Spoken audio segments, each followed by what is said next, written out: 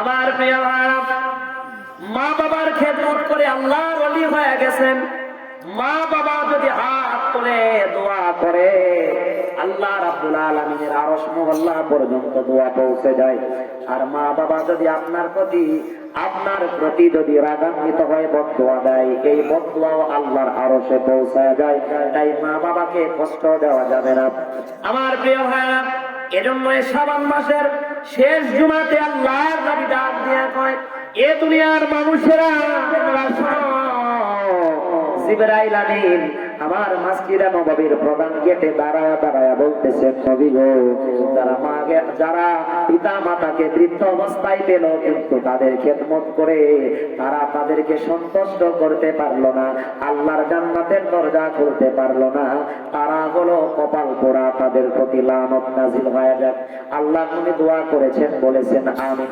এ প্রিয় ভাইরা, খেয়াল করেন, দোয়া যারা করেছেন শুধু আল্লাহর ওলি তারা হয় নাই, ইতিহাস সাক্ষী আছে, কোরআনুল কারীম সাক্ষী আছে, আল্লাহর নবী সাক্ষী আছে। কোরআনুল কারীম পড়েন, আপনার জ্ঞানের তালা খুলে যাবে।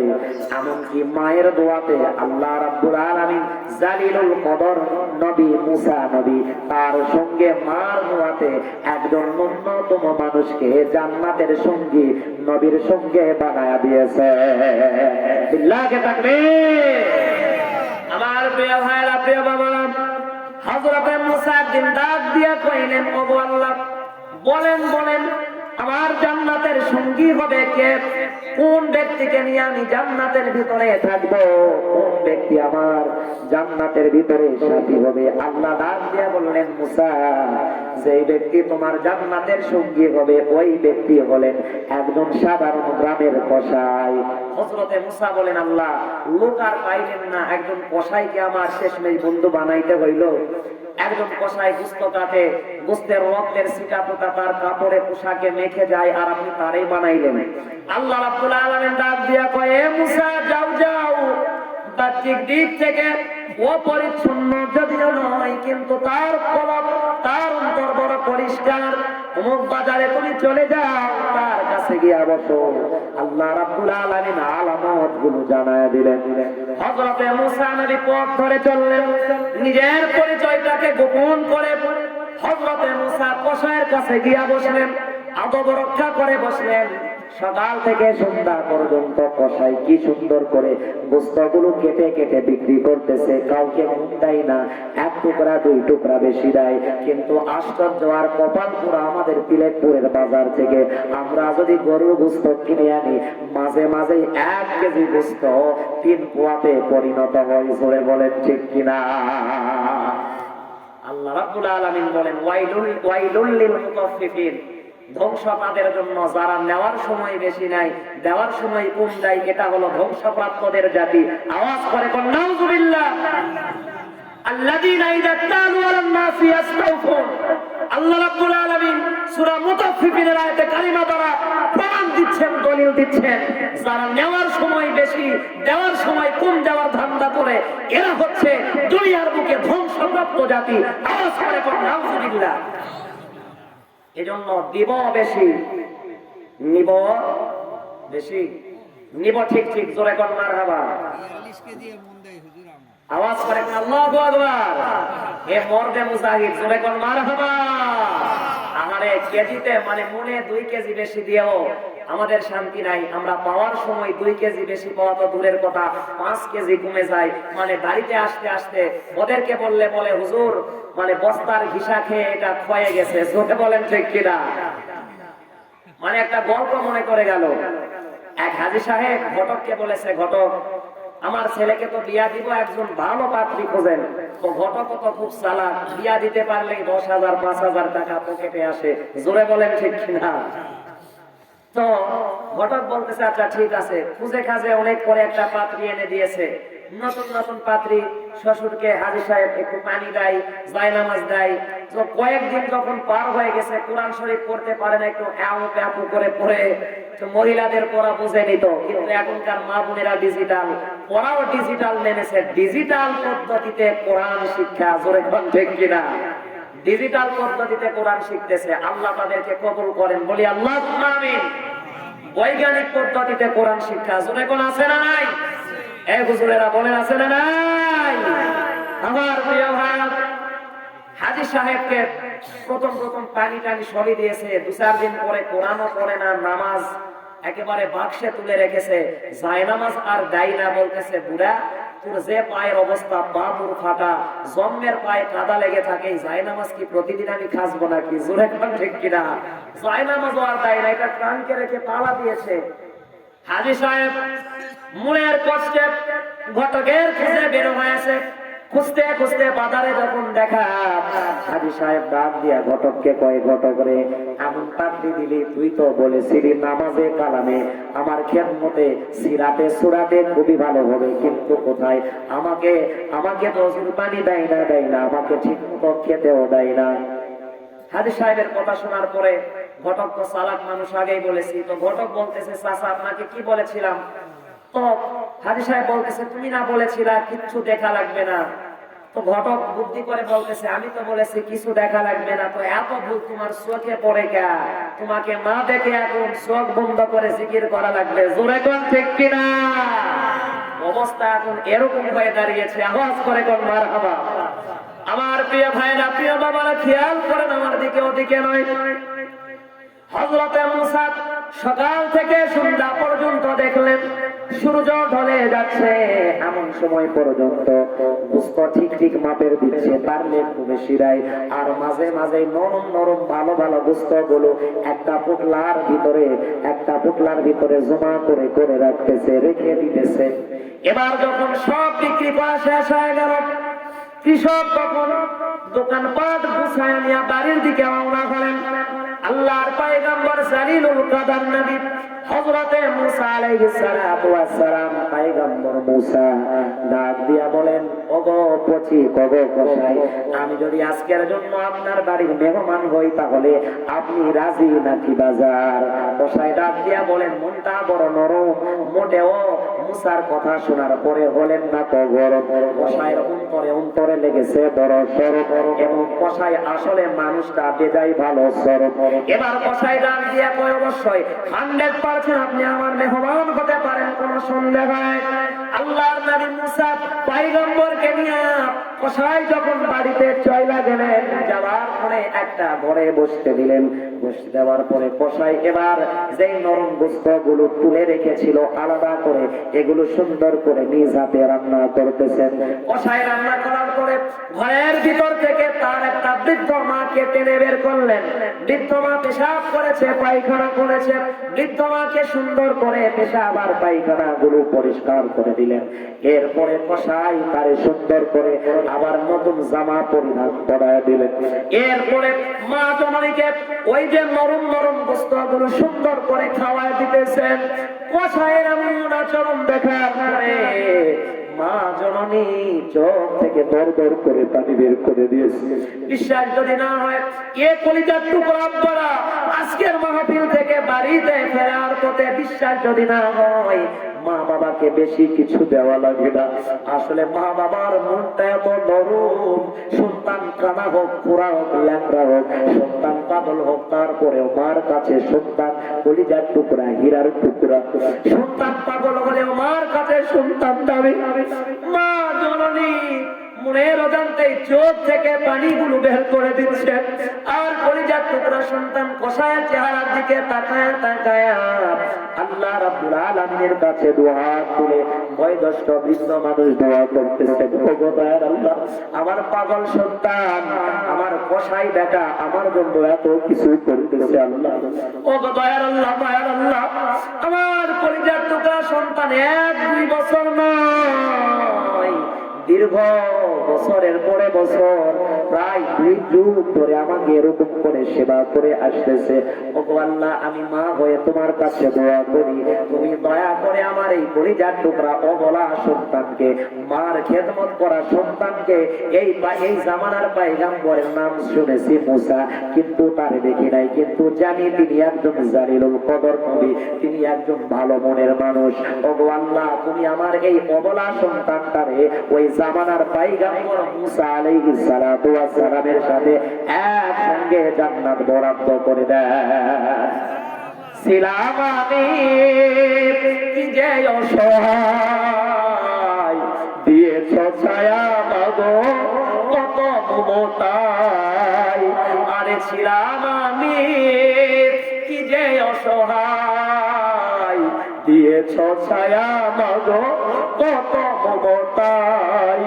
ওমা আমার তরে তোমারই দান, হই না কভু তুলনা আমারি মা। মা দুঃখিনী আমারি জান্নাতের ঠিকানা, দুঃখকে হায় শুধুই ভুলে যায়, কান্নাকে হায় আঁচলে লুকায়, সাজাতে আমার আঙিনা আমারি মা। দুঃখিনী আমারি সুখের ঠিকানা, পৃথিবীর সব কিছু শুধু ছলনা, আমি আর আমার মা কেউ রব না। পৃথিবীর সব কিছু শুধু ছলনা, আমি আর আমার মা কেউ রব না। পরকালে পাই যেন ওমা তোমাকে, জান্নাতে পাই যেন বাবা তোমাকে, এই তো আমার কামনা আমারি মা। দুঃখিনী আমারি জান্নাতের ঠিকানা। লিল্লাহি তাকবীর। আমার ভাইরা, মার দয়া বাবার দয়া কোথায় আপনি পাবেন? অনেক সময় দেখবেন বাবা যদি সন্তানকে তোমারে একটু ধমক দেয়, সন্তান আর ভয়ে ঘরে আসে না, বাবা যদি তারে পিটানি দেয়। এজন্য সন্তান সারাদিন ঘরে বাহিরে বাহিরে ঘুরে, মা জননীর মনটা ঘরের ভিতরে ছটফট করে। আমার নারী ছেড়া দুন কলিজার টুকরা সন্তান পাগলের মতো কোথায় ঘুরে ঘুরে ঘুরে ঘুরে, স্বামীর জন্য তার তো ভয় আছে, তাই তো সন্তানকে ডাকতে যায় না। কারণ স্বামী যদি আবার তার বেদম মারপিট করে, সন্তান সারাদিন ঘুরে কোথায় যাবে কোথায় যাবে, এদিকে মা জননীর মনটা ছটফট করে।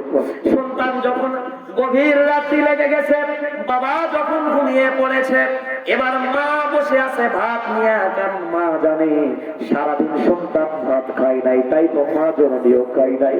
সন্তান যখন আস্তে আস্তে বাড়ির দরজার কাছে চলে আসে, বলে দরজাতে ডাকবো না, জানালায় গিয়া ধীরে ধীরে মাকে মা বলে ডাকবো।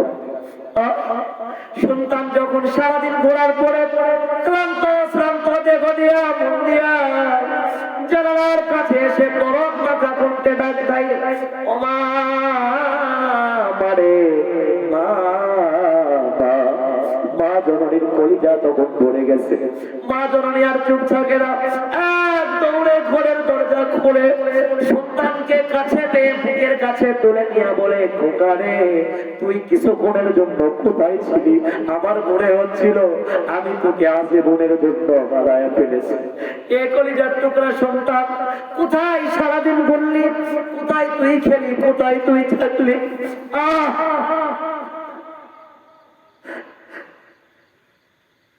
আমার ভাইরা কামতে পারেন, এই মার সঙ্গে বিয়াদবি করেছে।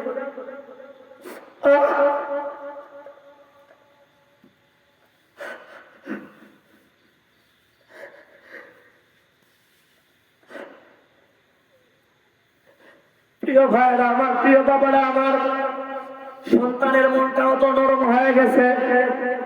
সন্তান মাকে জড়িয়ে ধরে হাউমাউ করে কান্না করতেছে।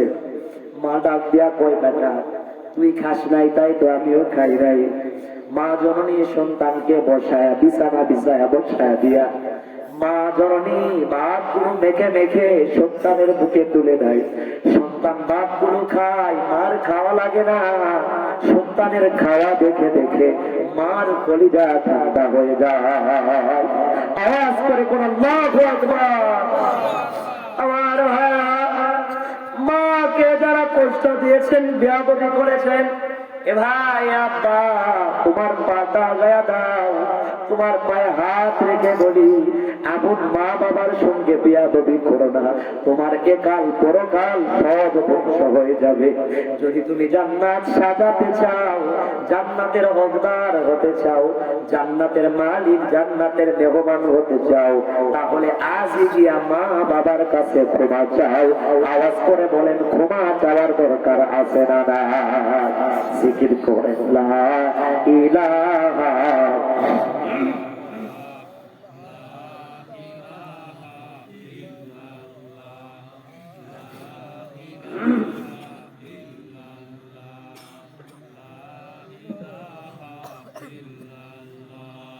লা ইলাহা ইল্লাল্লাহু মুহাম্মাদুর রাসূলুল্লাহ সাল্লাল্লাহু আলাইহি ওয়াসাল্লাম। ভাই, আমি আমার মা বাবার জবানের দিকে তাকায়া লস দিতে রাজি।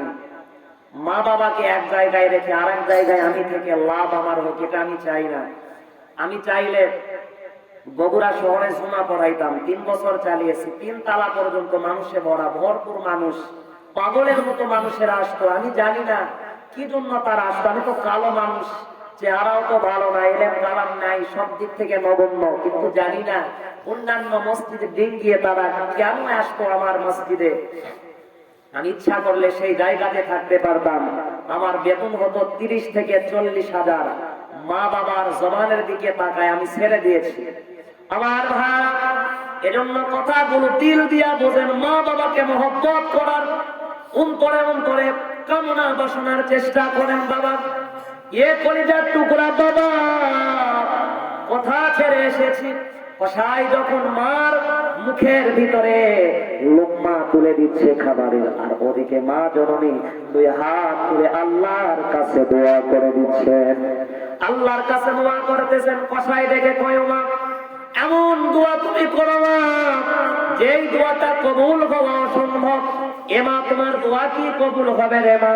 কোথায় মুসা, আল্লাহর জালিলুল কদর নবী, পারে তো আজ পর্যন্ত দেখলাম না।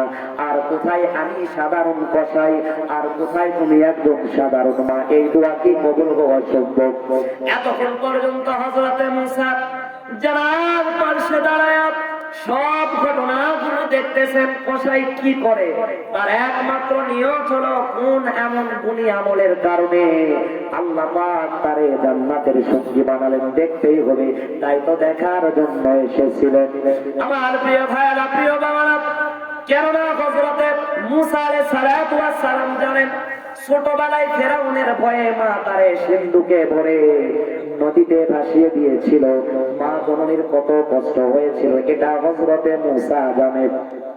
আবার তার লালন পালনকারী মা হযরতে আসিয়া আলাইহিস সালাম, তিনি হযরতে মুসা পালক পুত্র মুসার দিন গ্রহণ করার কারণে ফেরাউন তাকে জ্বালা দিতে দিতে দুনিয়ার বুক থেকে বিদায় করেছেন। জোরে বলেন ঠিক কিনা?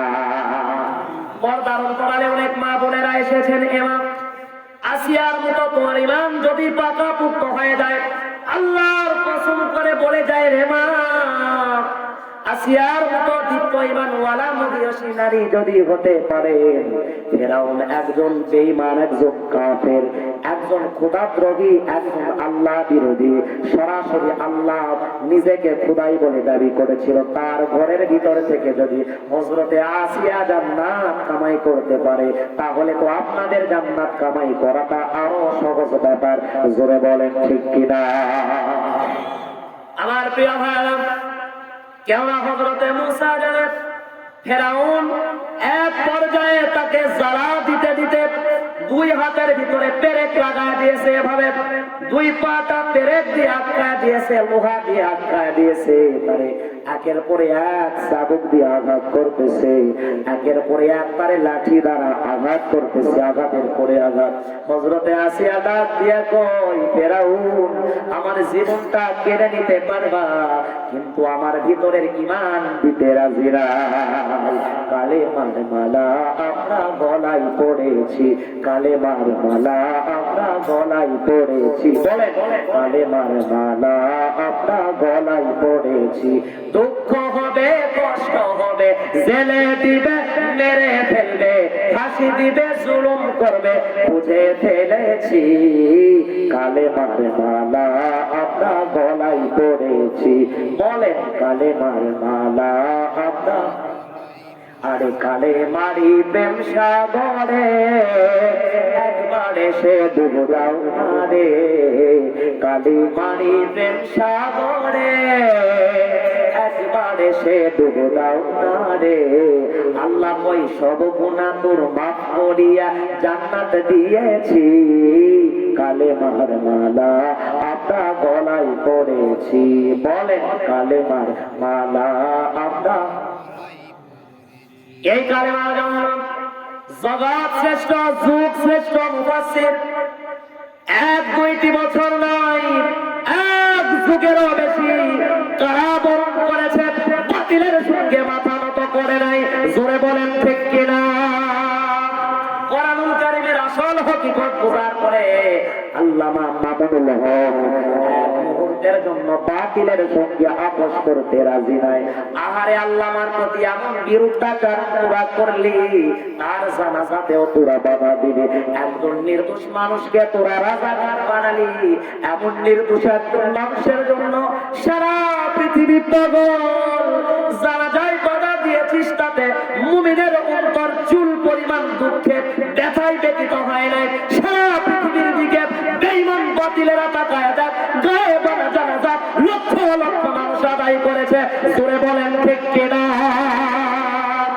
দেখা তো হবে না আর এই জীবনে দেখা হবে জান্নাতে ফুল বাগানে দেখা তো হবে না আর এই জীবনে দেখা হবে জান্নাতে ফুল বাগানে এই আশা কবুল করো আল্লাহ তুমি শহীদ হয়েছো তুমি এটাই জানি আল্লাহ বাঁচাইলে তুমি মরনি শহীদ হয়েছো তুমি এটাই জানি কারাগারে কাটালে 13টি বছর বাতিল কেঁপেছে তোমায় দেখে থরথর জোরে বলেন ঠিক কিনা কারাগারে কাটালে 13টি বছর বাতিল কেঁপেছে তোমায় দেখে থরথর তুমি যে ছিলে মোদের নয়ন মনি শহীদ হয়েছো তুমি এটাই জানি শহীদ হয়েছো তুমি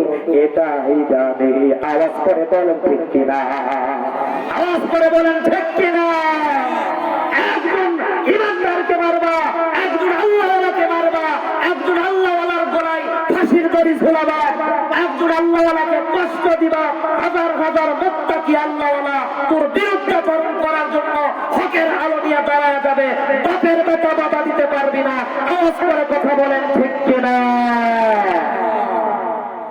আমার প্রিয় ভাইরা প্রিয় বাবারা নজর করেন আমার দিকে আপনারা রাগ করলেন নাকি ভাই মন খারাপ করলেন নাকি বুঝলে মুসকথা না বুঝলে তেজপাতা জোরে বলেন ঠিক কিনা বছরের শেষ মাহফিল আমি যখন দীপ্ত ইমান নিয়ে এগুলো বলি আমার মনে হয় তখন বেঈমান তুই আমারে মেরে ফেল মরতে দেরি জান্নাত পেতে দেরি নাই এমনি এমনি যদি মরেন হিসাব আলাদা হিসাব দিতে দিতে জীবন শেষ বেঈমানের আঘাতে মরবেন সাথে সাথেই জান্নাত আওয়াজ করে কোন আল্লাহু আকবার মরা যখন লাগবে বেঈমান হক কথা বলতেছি তুই মার মেরে ফেলবি অন্তর থেকে ঈমান কেড়ে নিতে পারবি না আওয়াজ করে বলেন ঠিক কিনা আমার প্রিয় ভাইরা প্রিয় বাবারা নজর করে নদীকে নাই কথা ছেড়ে এসেছি হযরতে মুসা আলাইহিস সালাতু ওয়াস সালাম সব দৃশ্যগুলো দেখে ফেললেন কেননা দৃশ্যগুলো তারে দেখেই ফেলা লাগবে আমার প্রিয় ভাইরা প্রিয় বাবারা যেহেতু হযরতে মুসা পয়গম্বরের লালন পালন করা মা ছিল হযরতে আসিয়া আলাইহিস সালাতু ওয়াস সালাম তিনি কত কষ্ট করেছেন ইন্তেকালের সময় এই ঘটনাটা হযরতে মুসার জানা আছে আমার প্রিয় ভাইরা প্রিয় বাবারা নজর করেন আসিয়া এক পর্যায়ে দুনিয়া থেকে যখন বিদায় নিয়ে বড় পাহাড়ে কবরের দিকে চলে যাবেন হযরতে আসিয়া ডাক দিয়া কই ওগো আল্লাহ আমি ফেরাউনের কাছে জীবন দিতে রাজি জান দিতে রাজি মাল দিতে রাজি ইজ্জত দিতে রাজি এক মুহূর্তের জন্য কালেমা দিতে রাজি নাই এ ফেরাউন তুই আর আমার আল্লাহর কাছে ডাক দিয়া কই ওগো দয়াল আল্লাহ মায়া আল্লাহ তুমি কি এই অদম আসিয়া গুনাহগার নাদান তোমার বান্দিকে দেখার জন্য আসবা না? ওগো আল্লাহ, তোমাকে পাওয়ার জন্য, তোমার জান্নাত পাওয়ার জন্য, ওগো আল্লাহ, তোমাকে রাজি খুশি করার জন্য এত আয়োজন আমার, এত কষ্ট আমার, এত যন্ত্রণা আমার, এত দুঃখ আমার, এত যাতনা আমার, ওগো আল্লাহ, তুমি কেন দেখতে আসো না? আল্লাহ রাব্বুল আলামিন কই, জিবরাইল রে, আমার বান্দি আসিয়া এমন ভাবে আমারে নরম নরম করে মরার আগ মুহূর্তে ডাকে, আল্লাহ বলে আমাকে যখন ডাকে, আমি আল্লাহর আরশ কুরসি গুলো থরথর করে নড়ে উঠেছে। এ জিবরাইল, আমি তো আমার আসিয়াকে দেখার জন্য যাব, কিন্তু খালি হাতে কেমন করে যাব? তাফসীরে ইবনে কাসিরের ভিতরে এসেছে, ইবনে কাসির রাহমাতুল্লাহি আলাইহি বর্ণনা করেন, আল্লাহ রাব্বুল আলামিন জান্নাতুল ফেরদাউসটা হযরতে আসিয়ার চেহারার সামনে তুলে ধরেছে। আওয়াজ করে বলুন সুবহানাল্লাহ, আওয়াজ করে বলুন আল্লাহু আকবার। আমার প্রিয় বাবা, হযরতে আসিয়া আল্লাহর জান্নাতুল ফেরদাউস দেখতে দেখতে হাসতে হাসতে দুনিয়া থেকে বিদায় নিয়ে চলে গেলেন। ফিরআউনের অন্তরে চিন্তা, জোরে বলেন আছে না নাই? ফিরআউন কই, মেরে ফেললাম কিন্তু তার জবান থেকে হাসি কেড়ে নিতে পারলাম না, তার জীবন কেড়ে নিতে পেরেছি, ঈমান কেড়ে নিতে পারি নাই। আওয়াজ করে বলেন আল্লাহু আকবার। জিকির করেন লা ইলাহা।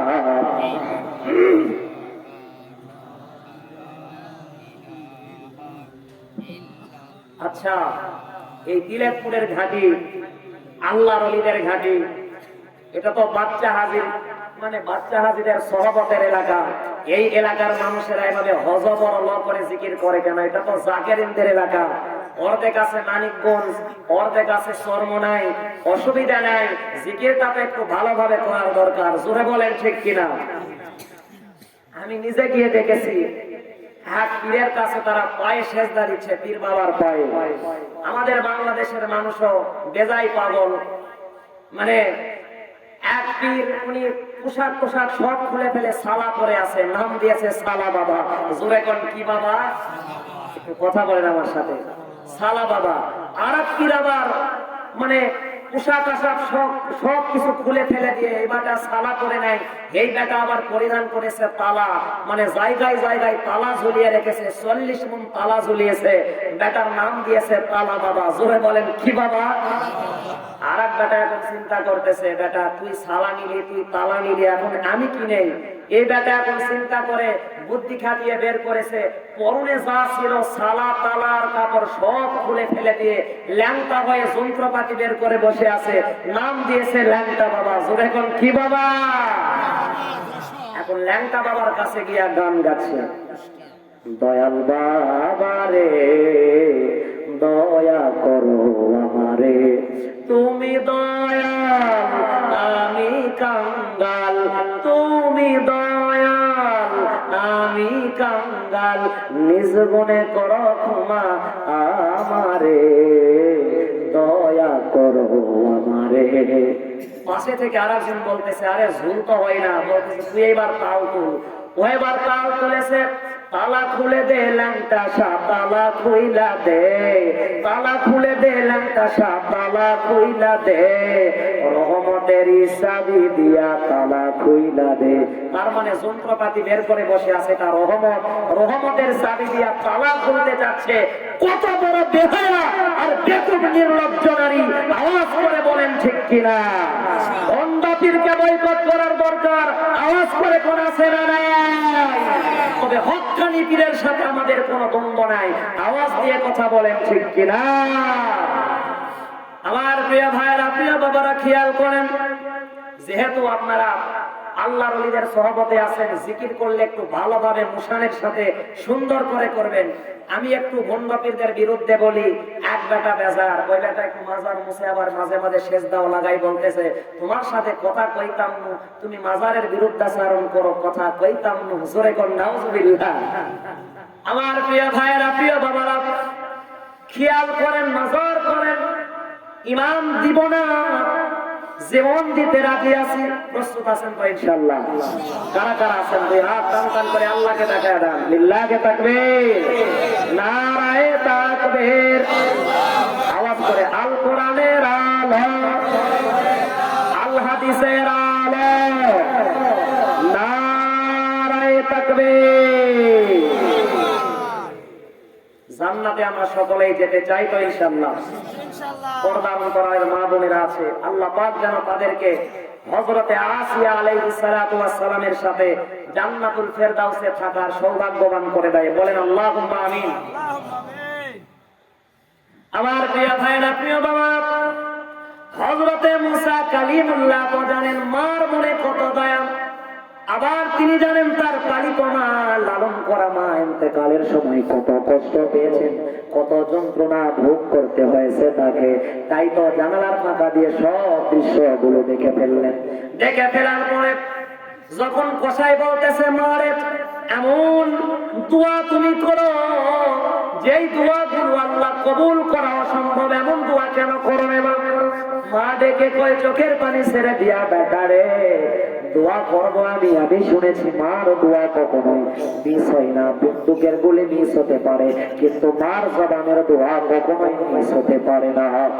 এ করে যাতে গোনা বাবা হযরতে মুসা নিজেকে আর আটকে রাখতে পারলেন না, পরিচয় গোপন করে রাখতে পারলেন না। এক দৌড়ে ঘর থেকে বের হয়ে আসলেন। আসার পরে দুজনকে বুকের সাথে জড়ায় দিয়া ডাক দিয়া কয়ে, ভাই মশাই আর ও বৃদ্ধা মা, এ মা তোমার দোয়া কবুল হয়ে গেছে। আর এ কসাই ভাই তুমি না বলছিলা দোয়া কবুল হবে কিনা? কোথায় শেখ সাদি আর কোথায় বকরিল্লাদি? এ কসাই তুমি তো জানো না দোয়া কবুল হবে কি হবে না, তুমি সন্দেহ করো কেন? আল্লাহ পাক অলরেডি দোয়া কবুল করে নিয়েছেন। আওয়াজ করে কোন সুবহানাল্লাহ। জান্নাত পাবার সহজ উপায় সে তো শহীদি মরণ, জান্নাত পাবার সহজ উপায় সে তো শহীদি মরণ। শহীদ হয়ে মরলে ওগো, শহীদ হয়ে মরলে ওগো জান্নাত পাবে তুমি।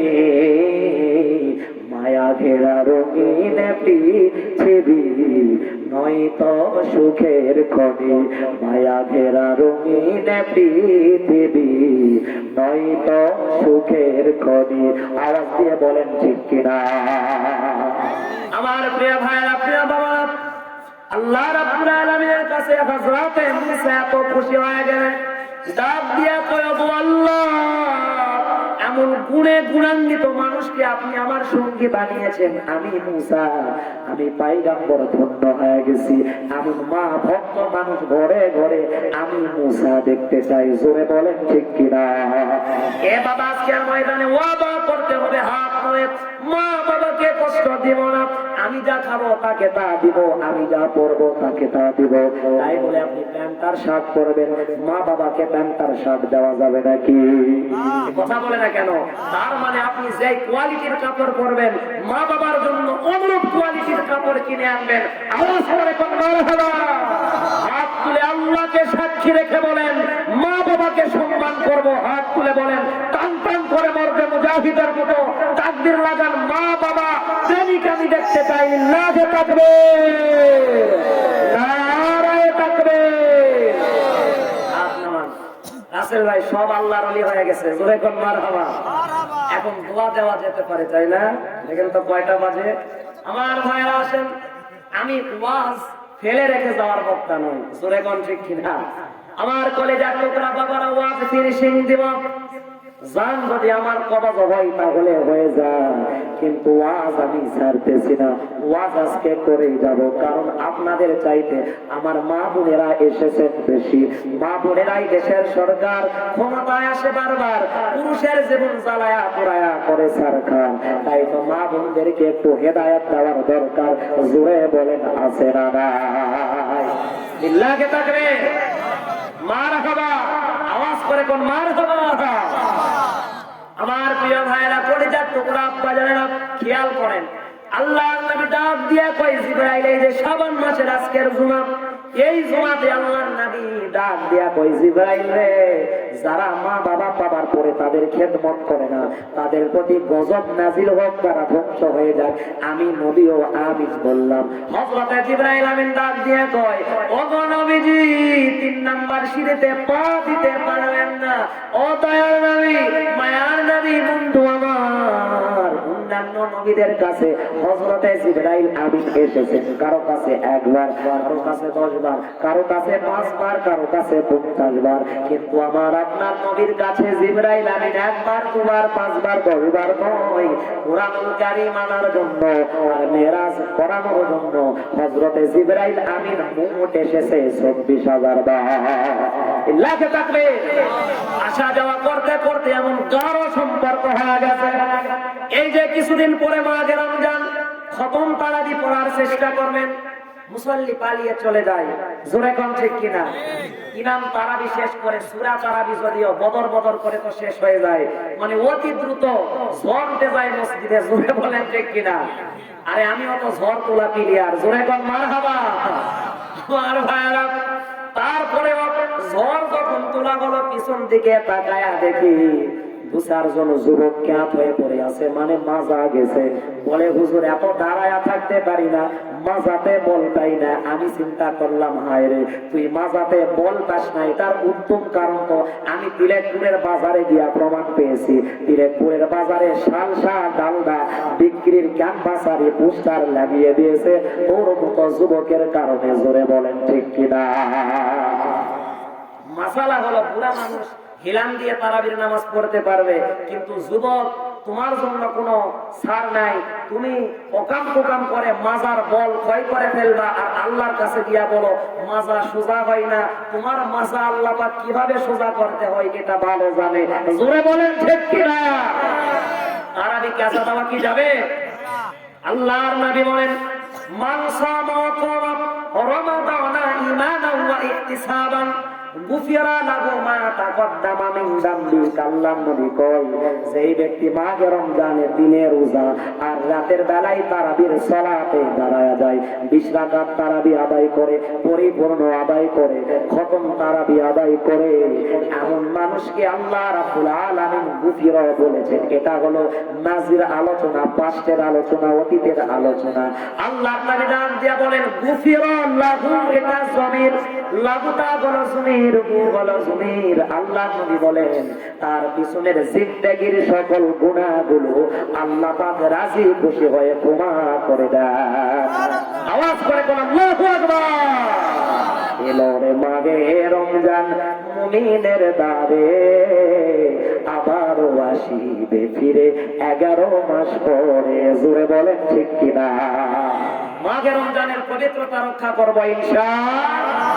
তারাবিতে পালাবেন নাকি?